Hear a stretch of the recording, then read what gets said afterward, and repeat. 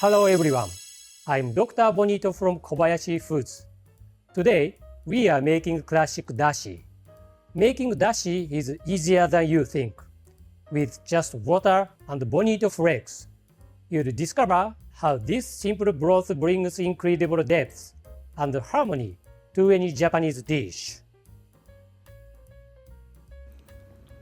Step 1. Warm the water just before boiling. Pour 4 cups of water into a pot and heat it over medium heat. Warm the water until small bubbles begin to rise from the bottom, then turn off the heat.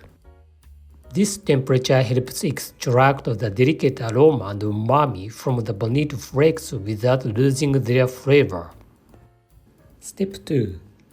Add the bonito flakes. Add 1 ounce of katsuobushi to the hot water. Do not reheat. Let it steep for about 3 minutes to draw out its rich umami essence. Avoid stirring or pressing the flakes. Doing so can cause cloudiness or bitterness. Step 3. Strain. After 3 minutes, strain the broth through a fine mesh sieve lined with paper towel. Handle the katsuobushi gently. Pressing the flakes will cool the broth and add unwanted flavors. Do not stir or press. Simply stay and care bring out the finest umami of katsuobushi. Here are the tips for the best flavor. The key to beautifully clear aromatic dashi lies in temperature control. Do not stir or press.